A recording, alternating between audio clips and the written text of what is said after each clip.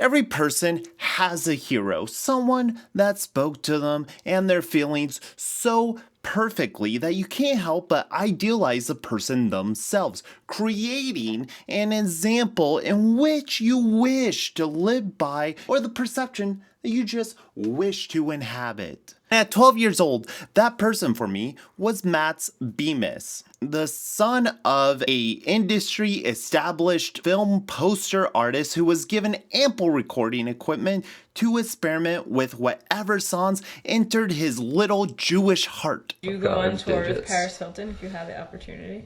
No. Why? I don't know. I don't know if I could live with myself at the end of the day. Why? I don't know. Are you saying that Paris Hilton fans couldn't be Say Anything fans and that they couldn't transcend to a different level of musical taste?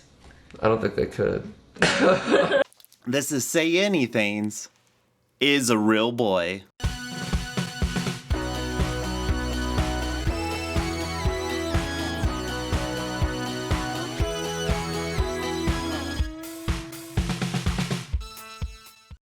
Is a Real Boy started out actually as a fully fledged rock album, with every instrument being recorded and played by Bemis himself. The album originally contained a cast of characters and spoken word interludes that would be played in between every song. However, due to Bemis's history of full-fledged breakdowns due to his severe bipolar disorder, this version of the album never came into fruition. Instead, he decided to shift the focus on the artists themselves and the process in which they create under.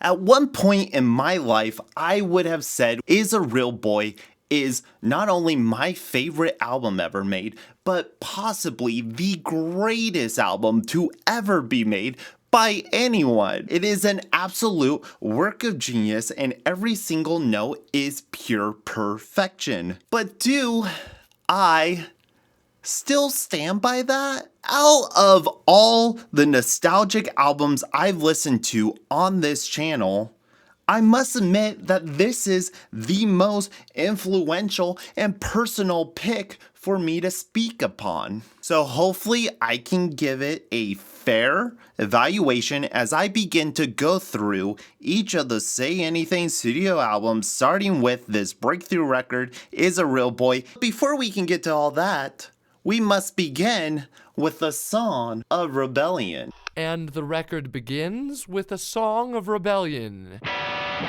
The first audible sound that hits your ears when you press play on the record is an intro phone call between Mats and his father, read as a goofy way to start a very stacked record. Him sheepishly telling his father that he is having anxiety before entering his most creatively dynamic record is a good reminder of the genuine place that Mats is trying to come from. His ego may get the better of him at certain points in his career and definitely on follow-up albums. But here, to me, this is the perfect opener. This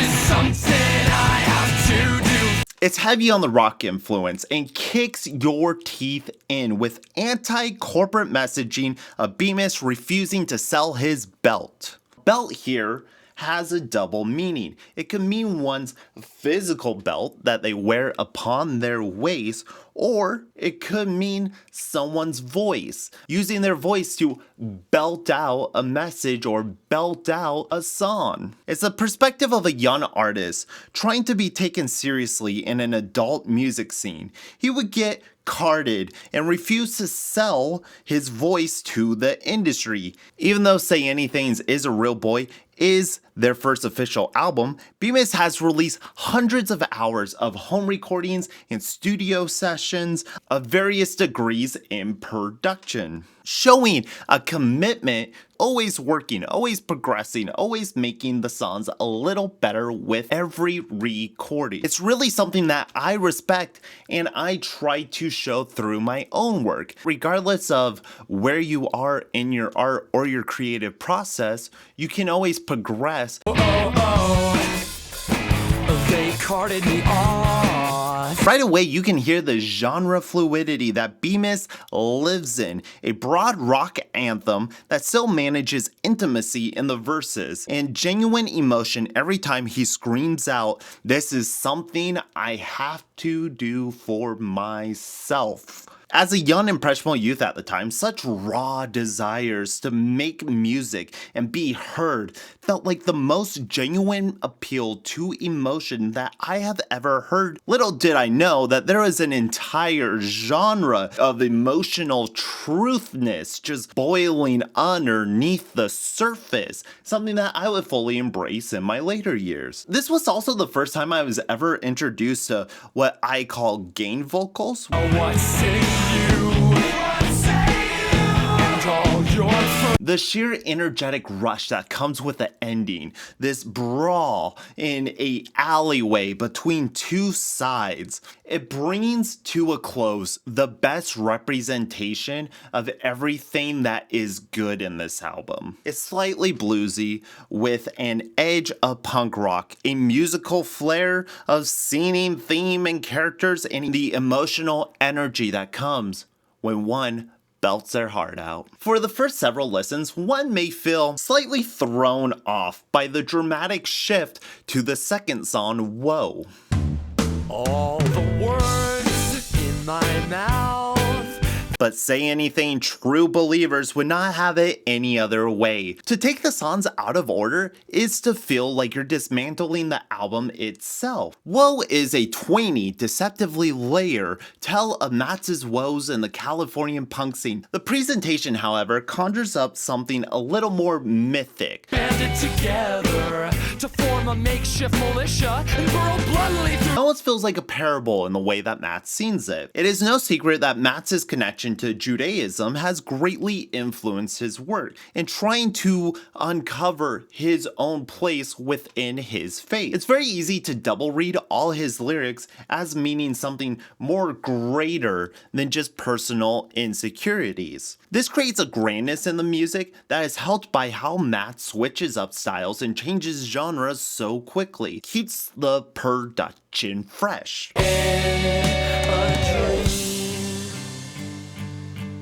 From slide guitars to piano and layers that make the mitts feel large but tight at the same time, thanks to the Hello Goodbye guy who had previously helped on the 4-Cell EP. Sometimes people are better producers than they are artists. The honesty that he presents shows a humility that most 20-year-olds, especially musicians, completely lack. He's not afraid to let himself look like the asshole or admit when he is kind of the fool, such as "She took pity on me horizontally, but most likely because of my band." He's admitting that he doesn't have much value for himself outside of the music he's creating. He uses the music to create value, yet he still wants value outside of it. It's a snake eating its own tail. The song just ends with a lull into a slumber, like you have been through an entire journey and Matt's is just laying you down to sleep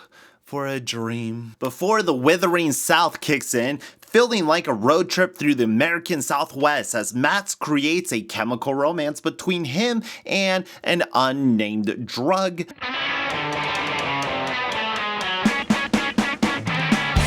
Once again, one could easily take this on to mean something more, something grand, like an entire Red Dead Redemption campaign. He refers to using this drug as pollination, an interesting objective that informs us about the narrator. They view the drug as something positive, something that can help them grow and flourish. Without the drug, he paints a much more oppressive conditions, beating down sun, puke green clouds. And most of these readings I've only been able to pick up on the recent spins. In my teens, I just thought it was a cowboy tale of sets and drugs in a southern town. I've got this red right hand that points me south. These different readings keeps the album fresh, even 15 years later. And then we get to Alive Through the Glory of Love, something that sounds a little sermon-y on the surface. None of these songs are more compelling to spin again and again than their first single. They're fucking just everything I feel like this band has been trying to live up to. The golden standards, not just for Say Anything, but for the music Matt wants to create. Watch you, wanna do you, right where you're standing. This is the single best juxtaposition between the sheer and utter worst of humanity and the reason why it's worth continuing on even in the face of such evil. A love song inspired by Matt's own Holocaust survivor grandparents about the bound of love in a concentration camp. Every single line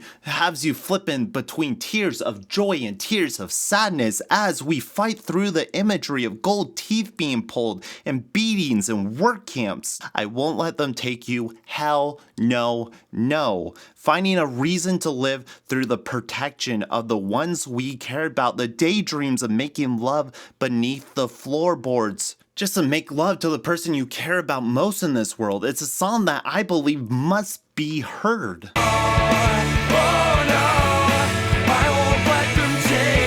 It is their greatest accomplishment and is the standard that every Say Anything song is held to. Unfairly, I believe. Just because the song hits me the exact same way every single time does not mean that I want every single song to be as terribly emotionally draining as this one. I don't hold this song against the band, but as an example of the clear brilliance that they are capable of, with the melodies that are just familiar enough to be catchy, but not so simplistic that it becomes grating and repetitive. What can you possibly follow that up with? Except for Yellow Cat / Red Cat.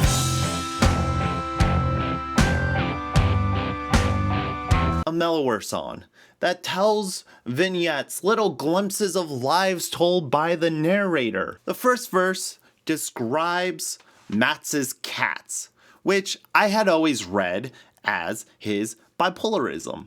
Yellow is typically associated with calm and mellow, whereas red is anger and wrath. And it's possible for both of them to just realize a cat is a cat, but Matt himself finds it a worthless venture to risk the damage or the pain that that journey may discover. Then the second verse moves to his cousin Greg, who watches MTV and makes fun of the hip hop videos alone. We get another grapple with Matt's debating if he should point out how meaningless this existence is to his cousin Greg, or should I just let Greg be happy with the life that he has found for himself, the life that Greg has settled himself into? The cats are in his own train of thoughts that seem to just stew in him until he feels nothing but apathy when watching something as horrifying as his neighbor's kid playing with a shotgun in the street. It's the complexity of wanting to fix other people while never really looking into yourself and trying to fix the issues that you're harboring. This song feels relatively stripped down compared to the 4 that played before, though it is a welcome sigh of relief after the high emotions that were alive through the glory of love. And then the Futile picks it right the fuck up as Matt tries to sort through his apathy. Shit! Nothing makes sense, so I won't think about it. This one has a little more bitterness. No longer is he apathetically watching things take place. Now he seems to be actively angry, actively antagonistic in a way. What do the old people teach us? But how to die? Say Anything has this weird ability of making the most vulgar of sayings, the most vulgar of subject matter, and making it seem almost harmless, kind of cute and innocent like. He's very crass in this song, with lines like, what do the old people teach us but how to die? And what do those hissy fits teach you except how to cry, ya pussy? However, the production is light enough to just kind of soften the impact. The brilliance of Bemis is the ability to flow from one genre to another genre while nailing a universal tone for the album as a whole. And no better example of that than the Spidersong and the just beautiful guitar work that dances throughout the verses and chorus. No more promises. Spidersong narrows the broader thematic concepts of life and futility to a single relationship, or a type of relationship that has Matt's relating his sex life to one of Spider's, approaching a potential mate, but also risking being mutilated by said mate. This album really feels like it works in acts. If we take this rock opera idea, for me, the first 6 songs is essentially the first act, setting up the theme and tone. But now it's time to get specific. Too cool to call you, far too stoned to leave my bed. Matt likes to write from a protagonistic perspective, an exaggerated version of himself that is essentially detached from him, but also comes from a very grounded and real place. This is similar to actors in films like This Is the End or Kevin Garnett in Uncut Gems. They're playing themselves, but like our perceptive versions of them, or subverting our perceptive versions of them. And this is something I believe Matt is sort of playing with in his own writing. Any misogyny that's on display here in lines like, you got these tired eyes all the time and you need someone to put you to bed, which is basically saying you have these fuck eyes in you and you're kind of waiting for someone to just throw you in the bed and I'm the spider, crawl inside her.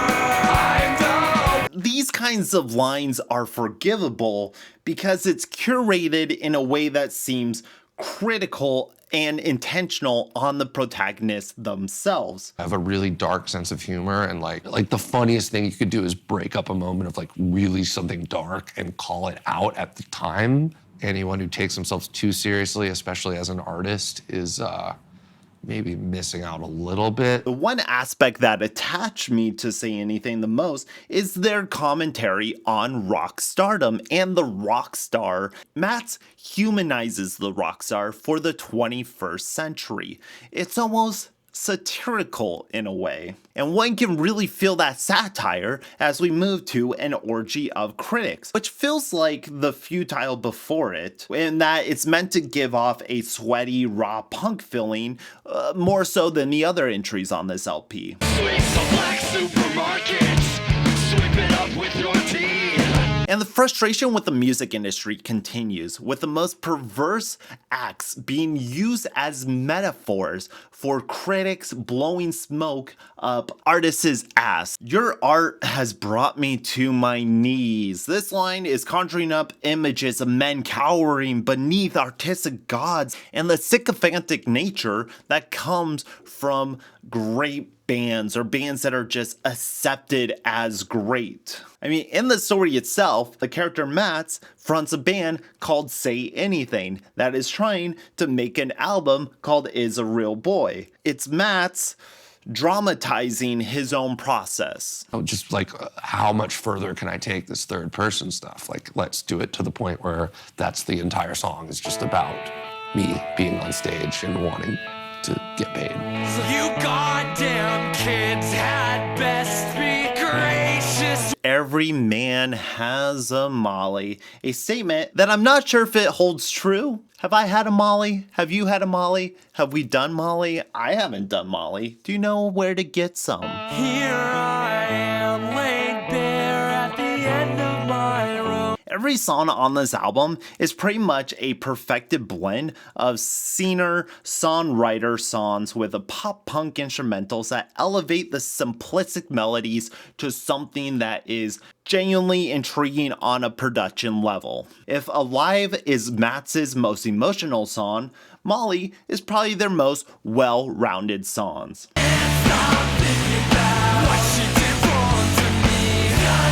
It's a horribly uncomfortable and sarcastic look at a relationship. Well, kind of several relationships between Mats and Molly and Say Anything and Mats and the audience. It basically breaks down to this.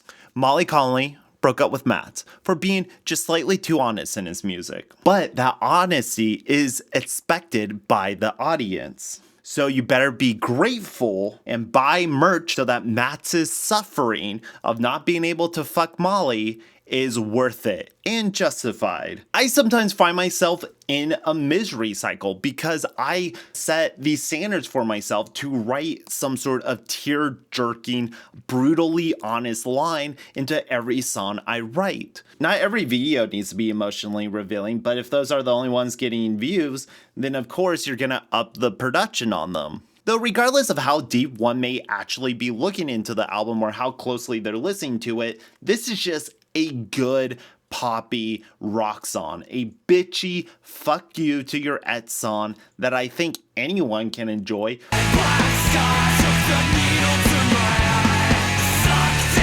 Whether you're following the emotional story or just listening to a few songs on a playlist. This is one that I think you can maybe extract and you're not losing the greater context of it.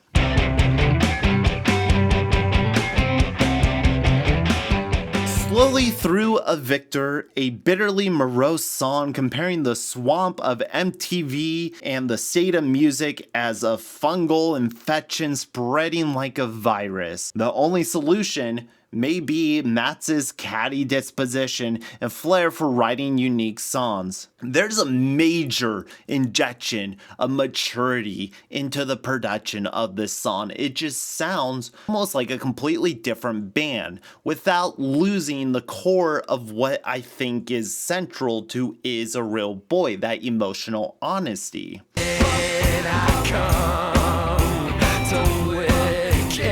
It sounds comparable to the other songs, but there's an extra layer of disgust as these people he loves are destroyed by bad faith lovers like a spore eating away the very host. The ending feels like a full mental breakdown on the part of protagonists as they start laughing at themselves, challenging the audience to show me what you got.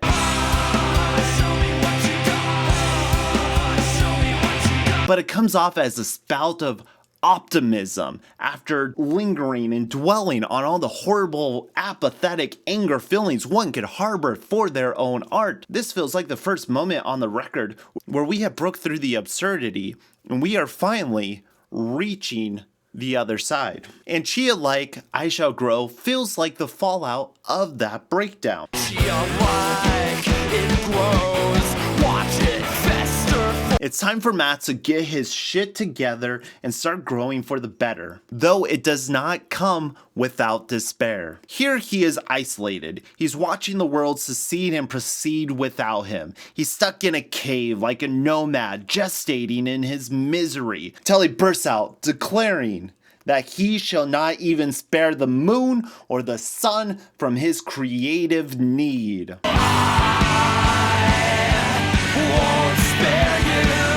The solution isn't to just wallow in cynical judgment like on Yellow Cat / Red Cat, but rather to show that you can rise above the sea of negativity and mediocrity with positivity and hope. This song is easily glazed over on initial listens throughs, but once the album as a whole is able to be taken in, I find the spout of optimism genuinely refreshing, and it saves the record from kind of going in a soft wallowing dip. And then we get to I Want to Know Your Plans. I want to know your plans. And here is where I must pause. I have gone through great lengths to try and express the vast amount of time I spent meditating on this record and taking it in to show that this is in good faith and to show that this album has had a genuine impact on me without being lost on the deeper themes. I want to display my investment into this band so that when we get to my controversial takes that it will be taken on good faith. I Want to Know Your Plans is evocative of the old Say Anything and does not belong on this album. If it was in a vacuum and I was like, for the purposes of me listening to it, enjoying it more, I would re-record the entire thing.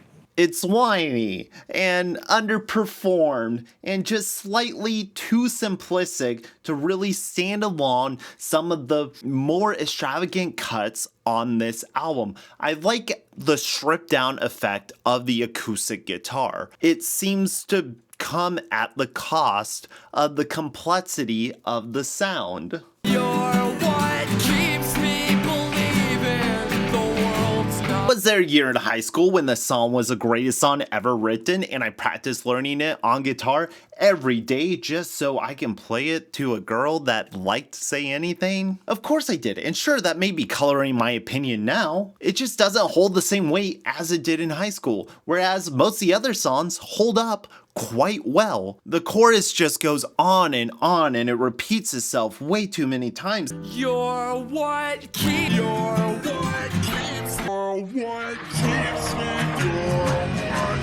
Say Anything is all about tight hooks at just the right moment. Here is just a sobby, sappy ballad that I can't really stand anymore. So,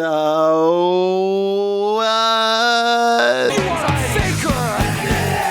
You are a fraud. Yeah. and here's where the criticism seems to be taken a little too proactively. The final cut on the album is spent decrying pseudo-intellectuals and New York fashionistas, fucking fake-ass poser bitches.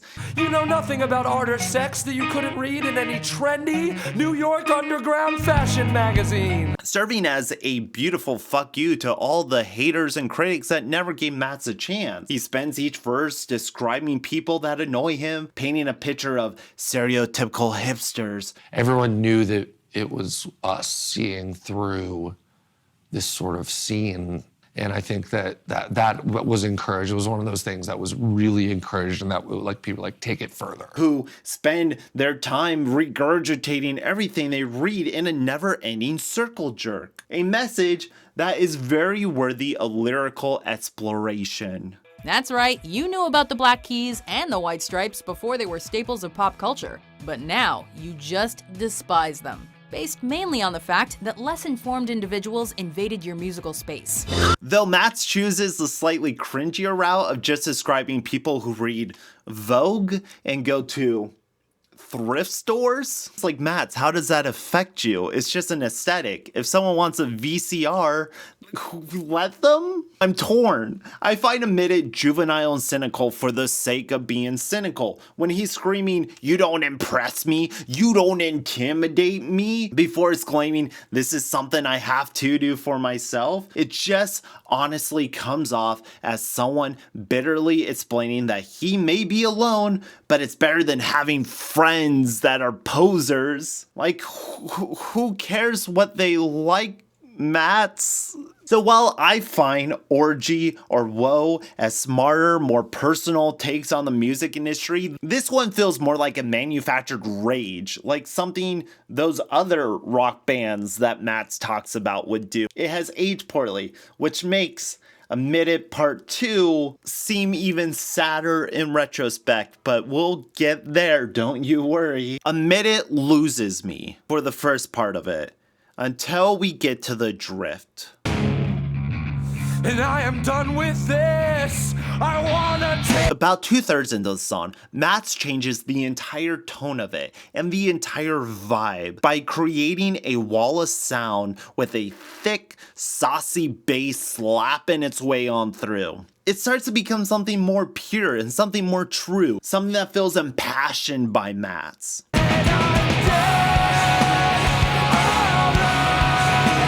But the framing to get to this point just feels like bolstering in order to get the audience as far on his side as he possibly can, in order to convince, hey, I'm the cool guy, I'm the real rocker here, believe me. And for a while, I agreed with him. I agreed that the hipster takeover was the greatest threat to our culture. You download MP3s and listen to Spotify? Ugh. But then I got older and started caring about a little more than whether someone enjoyed retro electronics. They're not true. We're the real believers. We're the real band. But is that intentional? If we look back at everything this album is, everything that this album has been building up towards, if we look at the story of a man who's apathetic, hateful, bitter, optimistic, and enthralled with the art that he creates, a critique on his own view of the world on other bands. Is he saying that this sort of divide, pointing out of hipsters, is destructive to himself? In the third verse, he turns the camera around and starts pointing out his own flaws. I am shamelessly self-involved. His pursuit of aesthetics is no more valid or less valid than the hipsters he's critiquing. I find Matt's the most interesting when he is speaking to what he wants to be and not what he doesn't want to be. All the petty comparisons and constant alluding to the industry just feels like insecurity. Insecurity that is best explored